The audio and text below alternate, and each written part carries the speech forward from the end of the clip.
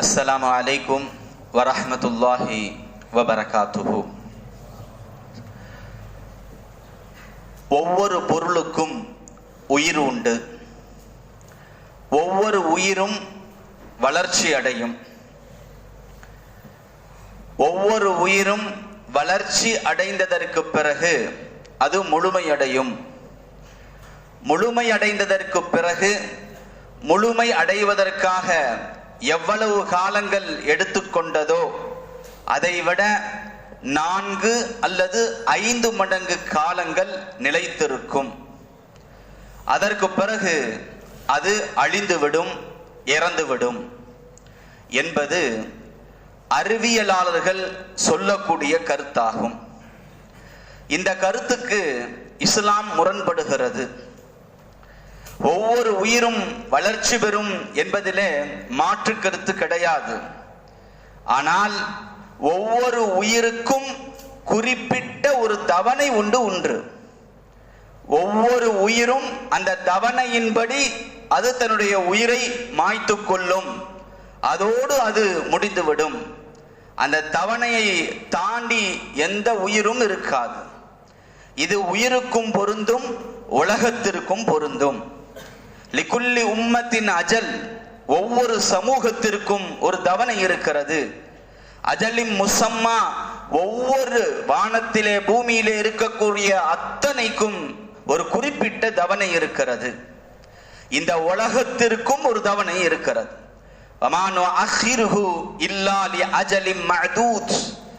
குறிப்பிடப்பட்ட அந்த தவணைக்காகவே தவிர நாம் பிற்படுத்தி வைக்கவில்லை என்று அல்லாஹ் சொல்லுகிறான். ஆக இந்த உலகம் ஒரு நாள் அழிந்து போகும். அந்த அழிந்து போகின்ற அந்த நாளும் குறிப்பிடப்பட்ட அந்த நாளாக இருக்கும்.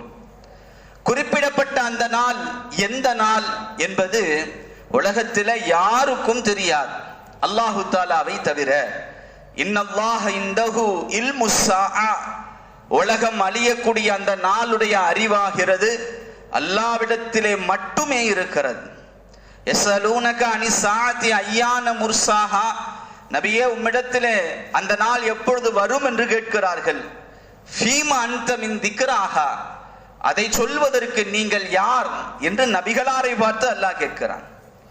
அது சம்பந்தமான எந்த அறிவும் எந்த ஞானமும் நபியே உம்மிடத்திலே கூட இல்லை என்று அல்லாஹு தாலா திட்டவட்டமாக சொல்லிவிடுகிறான். அந்த நாள் எப்படி வரும்? அந்த நாள் திடீரென்று வந்துவிடும். கியாமத்துடைய எல்லா அடையாளங்களும் முடிந்ததற்கு பிறகு நீட்டி நெடுக வராது, அது உடனடியாக வந்துவிடும். லா ததீக்கும் இல்லா பக்தா, அல்லாஹ் பக்தத்தன் என்கின்ற வார்த்தையை பயன்படுத்துவான். பக்தா என்று சொன்னால் திடீரென்று, உடனடியாக, எந்த தாமதமும் இல்லாமல் அந்த கியாமத்து நாள் வந்துவிடும். அது நீண்டு இருக்குமா என்றால் இல்லை, கண் சிமிட்டும் நேரத்தில் எல்லாம் முடிந்துவிடும். இல்லா கலம்ஹில் பஸ்ரி அவ் ஹுவ அக்ரப், கண் சிமிட்டும் நேரமே தவிர அல்லது அதைவிட குறைவான நேரமே தவிர அந்த கியாமத் என்பது ஏற்படாது என்று அல்லாஹு தஆலா சொல்லுகிறான். கியாமத் எப்படி ஆரம்பமாகும்? ஒரு காரியத்தை ஏதாவது ஒரு அறிவிப்பு செய்து ஆரம்பிப்பதை போல அல்லாஹும் சூர் என்கின்ற எக்காலம் ஊதச் செய்து உலக அழிவை ஆரம்பிப்பான். வன்ஃபிக ஃபிஸ்ஸூர், எக்காலம் ஊதப்படும். ஃபஃபஸிஅ மன் ஃபிஸ் ஸமாவாதி வ மன் ஃபில் அர்த், வானத்திலே பூமியிலே இருக்கின்ற அத்துணை பேர்களும் நடுநடுங்கி போவார்கள். உலகம் அழிய போகிறது என்பதற்கான அறிவிப்பு எக்காலம் அது ஊதப்பட்ட உடனேயே உலகமே நடுநடுங்க ஆரம்பித்து விடும். இந்த பூமி இதா ருஜ்ஜத்தில் அர்து ரஜ்ஜா, பூமி கடுமையாக உழுக்கப்படும். நாம் ஒரு வாகனத்திலே சென்று கொண்டிருக்கிறோம். வாகனம் நம்முடைய கட்டுப்பாட்டை இழந்து நம்மை உலுக்கி எடுக்கின்ற பொழுது நாம் என்ன ஒரு நிலையிலே இருப்போம்? அதே போன்று வானம் கடுமையாக உழுக்கப்படும். இதா ருஜ்ஜத்தில் அர்து ரஜ்ஜா காஃபிலத்துர் ராஃபியா, வானம் தலைகீழாக புரட்டப்படும், பூமி தலைகீழாக புரட்டப்படும். இந்த பூமி உழுக்கப்படும், இந்த பூமி தலைகீழாக புரட்டப்படும். வஹுமிலத்தில் அர்து, பூமி தூக்கப்பட்டு ஃபதுக்கதா தக்கத்தம் வாஹிதா, செதில் செதிலாக துகள் துகளாக பூமியாக்கப்பட்டு விடும். ஒரு கண்ணாடி உருண்டை ஒன்று இருக்கிறது, அது தூக்கப்பட்டு தரையிலே தூக்கி அடிக்கப்பட்டால் எப்படி கண்ணாடி உருண்டை துகள் துகளாக போய்விடுமோ, அதே போன்று பூமி உருண்டை தூக்கப்பட்டு தூக்கி அடிக்கப்படும். ஃபதுக்கதா தக்கத்தம் வாஹிதா, துகள் துகளாக இந்த பூமி போய்விடும். அந்த பூமிக்குள்ளே இருக்கின்ற மனிதர்களுடைய நிலையை சற்று நீங்கள் யோசித்து பாருங்கள். பூமி எப்படி என்றால், பூமியை தாங்கி பிடித்திருக்கக்கூடிய மலைகளுடைய நிலை என்ன? மலைகள் எல்லாம் பஞ்சாய் பறந்துவிடும். வசுயிரத்தில் ஜிபாலு, மலை பெயர்க்கப்படும்.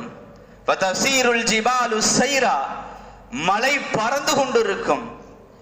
மலை மேகங்களை போன்று, வஹிய தமுர்ரு மர்ர ஸஹாப், மேகங்கள் எப்படி கடந்து கொண்டிருக்கின்றனவோ அவ்வாறு மலைகள் கடந்து கொண்டிருக்கும். மலைகள் சுக்குநூறாகிவிடும். ஃபதுக்கதா தக்கத்தம் வாஹிதா, மலைக்கும் இந்த வார்த்தை அல்லாஹ் பயன்படுத்துகிறான். மலை மணலாக மாறிவிடும். மலை இருக்கின்ற இடமே தெரியாமல், வகானத்தில் ஜிபாலு கதீபம் மஹீலா, காணல் நீராக போய்விடும்.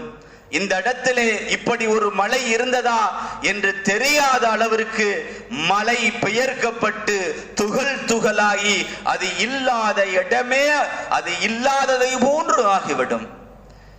மலைக்கு இந்த நிலை என்றால், நாம் ரசித்துக் கொண்டிருக்கின்ற கடல், கடல் ஒரு அரவணைப்பிற்குள் இருந்து கொண்டிருக்கிறது. எப்படி ஒரு பெரும் பெரும் ஏரிகளை எல்லாம் அணை காத்து கொண்டிருக்கிறதோ அதே போன்று அணை உடைக்கப்பட்டு ஏரிகள் ஊருக்குள் வந்தால் என்ன நிலைமை, அதே போன்று கடலுடைய அணைகள் அத்தனையும் நீக்கப்பட்டு விடும். வைதல் பிஹாரு ஃபுஜ்ஜிரத், கடல் பிளக்கப்பட்டு விடும். வைதல் பிஹாரு சுய்யிரத் என்று இன்னொரு இடத்துல அல்லாஹ் சொல்லுகிறான், கடல் எரிக்கப்பட்டு விடும் என்கின்றான். கடல் எப்படி எரியும்? தண்ணீருடைய மூலக்கூறு H2O, ஹைட்ரஜனும் ஆக்சிஜனும் என்பது அறிவியல் படித்த அத்தனை பேருக்கும் தெரியும். ஹைட்ரஜனும் ஆக்சிஜனும் நெருப்பை உருவாக்கக்கூடியவைகள். அல்லாஹு தஆலா அந்த இரண்டு மூலக்கூறுகளை வைத்து நெருப்பை அணைய வைத்துக் கொண்டிருக்கிறான். அந்த மூலக்கூறுகளை மாற்றி அமைத்து விட்டால் கடல் பற்றி எரிய ஆரம்பித்து விடும். கடல் கியாமத்துடைய நாளையிலே எரிந்து கொண்டிருக்கும் என்று அல்லாஹ் சொல்லுகிறான். பூமியுடைய நிலை எப்படி என்றால், வானத்தினுடைய நிலை, சந்திரனுடைய நிலை, சூரியனுடைய நிலை, இத ஷம்சு குவ்விரத், பிரம்மாண்டமான அந்த சூரியன் சுருட்டப்பட்டு விடும். சூரியன் சுருட்டப்பட்டு விடும். சந்திரன் ஒளி இழந்து விடும். சூரியனும் சந்திரனும் மற்ற கோள்களும் கிராவிட்டி என்று சொல்லப்படக்கூடிய ஈர்ப்பு விசையின் காரணமாக தனித்தனியாக அதனுடைய வட்டப்பாதையிலே சுற்றி கொண்டு இருக்கிறது. உலகம் அழிகின்ற அந்த தருவாயிலே அந்த ஈர்ப்பு விசைகள் எடுக்கப்பட்டு விடும். ஒன்றோடொன்று மோதிக்கொள்ளும். சூரியனும் சந்திரனும் நெருங்கிவிடும் என்று அல்லாஹ் சொல்லுகிறான். அவ்விரண்டும் வேகமாக சென்று மோதிக்கொண்டால் இந்த பிரபஞ்சத்தினுடைய நிலை என்ன? வைதன் நுஜூமுன் கதரத், பிரம்மாண்டமான நட்சத்திரங்கள், சூரியனை விட சந்திரனை விட பல மடங்கு கூடிய நட்சத்திரங்கள் எல்லாம் உதிர்ந்து விடும் என்று அல்லாஹ் தஆலா சொல்லுகிறான். கண்ணியத்திற்குரியவர்களே, வானம் பிளந்து விடும். வானம் பிளந்து விடும். வானம் பிளந்து ஃபகானத் வர்தத்தன் கத்திஹான், சிவப்பு நிறத்திலே ரோஜாவை போன்று வானம் நம்முடைய கண்களுக்கு புலப்படும். ஆக ஒட்டுமொத்த உலகமும் அழிந்து போய் விடுகின்ற பொழுது அதிலே இருக்கக்கூடிய சிறு சிறு உயிர்களும் மனிதர்களுடைய நிலைகளும் என்னவாகும் என்பதை நாம் யோசித்து கூட பார்க்க முடியாது. மனிதன் அலைவான், அலைக்கழிவான், எங்கு போய் ஒளிவான்? எங்கும் ஒளிந்து போக முடியாது. அத்துணையும் அழிந்து போகும்.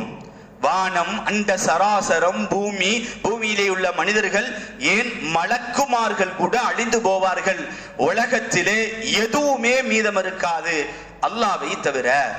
குல்லு ஷைஇன் ஹாலிகுன், உலகத்தில் இருக்கக்கூடிய அத்தனை பொருளும் அழிந்து போகும். இல்லா வஜ்ஹஹு, அவனை தவிர உலகத்திலே எதுவுமே இருக்காது.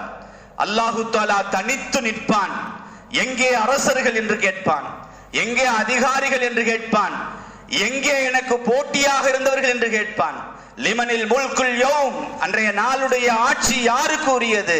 லில்லாஹில் வாஹிதில் கஹ்ஹார், அடக்கி ஆளக்கூடிய அல்லாஹ்வுக்கு மட்டுமே அந்த நாள் சொந்தம். அதற்கு அடுத்து இன்ஷா அல்லாஹ் அடுத்தடுத்து பார்ப்போம். இன்றைய அஸ்மாவுல் ஹுஸ்னாவிற்கு சென்று விடுவோம். கண்ணியத்திற்குரியவர்களே, இன்றைய அல்லாஹு தாலாவுடைய பெயர் 4 பெயர்கள். அல் மாலிக், அரசன். எனவே யா மாலிக், அரசனே. யா குத்தூஸ், தூய்மையானவனே. யா மாலிக், யா குத்தூஸ். யா சலாம், யா சலாம், யா முஃமின். யா சலாம், அமைதி அளிப்பவனே. யா முஃமின், அபயம் அளிப்பவனே. யா சலாம் என்றால் அமைதி தருபவன் என்பது பொருள். யா முஃமின் என்றால் அபயம் அளிப்பவன், நிம்மதி தருபவன், பாதுகாப்பு அளிப்பவன் என்பது பொருள். எனவே இன்றைய அஸ்மாவுல் ஹுஸ்னாவாக, அல்லாஹ்வுடைய அழகிய பெயர்களாக யா மாலிக், யா குத்தூஸ், யா சலாம், யா முஃமின், யா மாலிக், யா குத்தூஸ், யா சலாம், யா முஃமின் என்பதை நாளை முழுவதும் சொல்லிக் கொண்டிருங்கள்.